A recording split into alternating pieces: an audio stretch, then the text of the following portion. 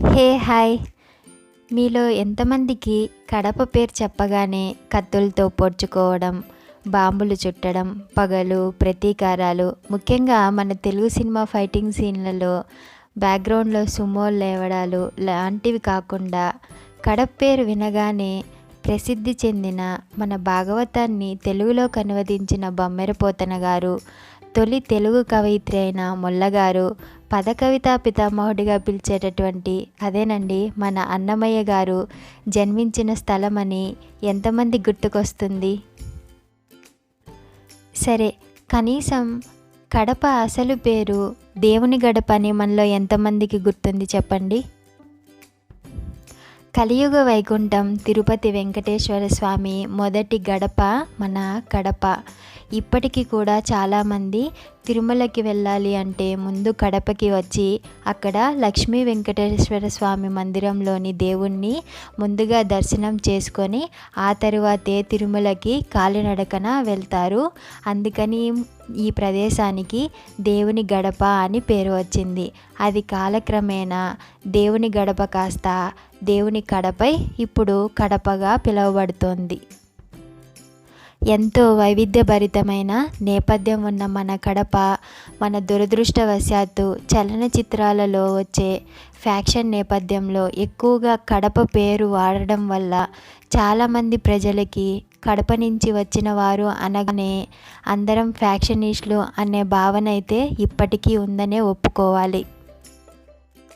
ఈ వీడియో చూస్తున్న వాళ్ళల్లో ఎవరైనా కడపకు చెందిన వాళ్ళైతే మిమ్మల్ని వేరే ప్రదేశాల వాళ్ళు, అమ్మో మీరు కడపకు చెందిన వాళ్ళ, మీ దగ్గర ఏమైనా బాంబులు ఉన్నాయా లాంటి వింత క్వశ్చన్స్ ఏమైనా అడిగి ఉంటే కమెంట్ సెక్షన్ ద్వారా నాకు తెలియజేయండి.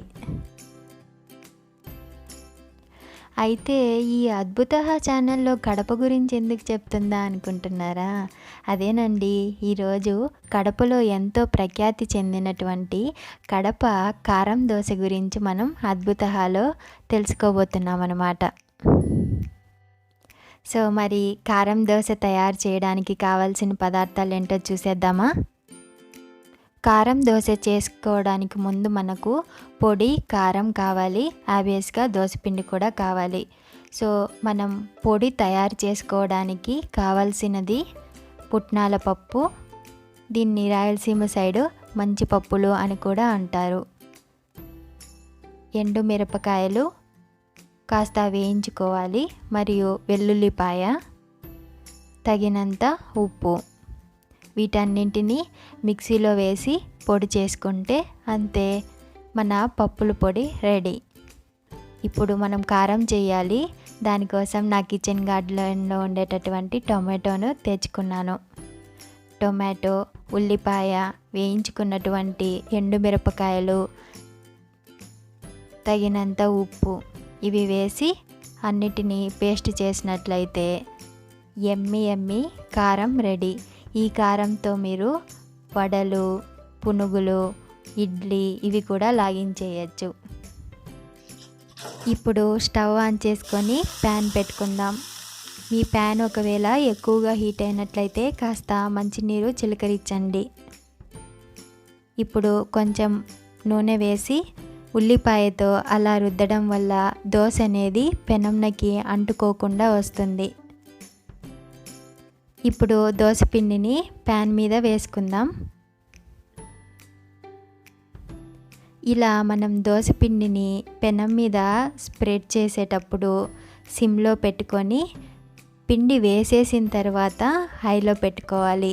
ఇలా పెట్టుకున్నప్పుడు ఏమవుతుందంటే దోశ పిండి అనేది ఒకటే ప్రదేశంలో ఉండిపోకుండా ఈజీగా స్ప్రెడ్ అవుతుంది. ఇప్పుడు మన రుచికి అనుగుణంగా ఆయిల్ని వేసుకుందాం.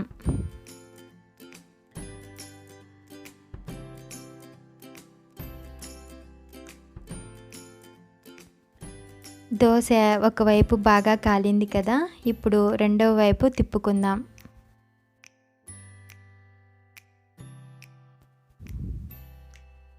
రెండవ వైపు కూడా దోశ కాలింది కదా, ఇప్పుడు స్టవ్ని సిమ్లో ఉంచుకొని మనం ముందుగానే తయారు చేసి పెట్టుకున్న కారంని తీసి దోశ మీద స్ప్రెడ్ చేసుకోవాలి. మీరు ఒకవేళ కారం ఎక్కువ ఇష్టపడేవారైతే ఎక్కువ కారము, చిన్నపిల్లలకి లేదంటే ఎక్కువ కారం ఇష్టపడని వాళ్ళు కొంచెం తక్కువగా స్ప్రెడ్ చేసుకోవచ్చు. దీని మీద మనం ముందుగానే కొట్టు పెట్టుకున్నటువంటి పప్పుల పొడిని కూడా యాడ్ చేసుకోవాలి. ఈ రెండింటిని బాగా స్పూన్తో స్ప్రెడ్ చేసుకోండి. ఇలా స్ప్రెడ్ చేసుకున్న తర్వాత దీనిపైన కొంచెం నెయ్యి వేసుకోవాలి.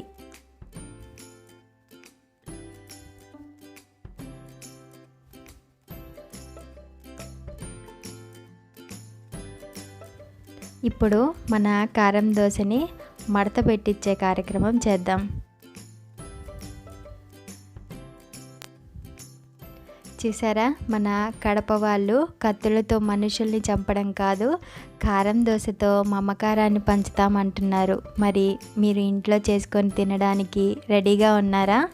మీరు తప్పకుండా ఈ కారం దోశని ఇంట్లో ట్రై చేసి ఎలా వచ్చిందో నాకు తెలియజేయండి. మీకు గనక నా వీడియో నచ్చినట్లయితే తప్పకుండా లైక్ చేయండి, షేర్ చేయండి, అద్భుత ఛానల్ని సబ్స్క్రైబ్ చేసుకోండి.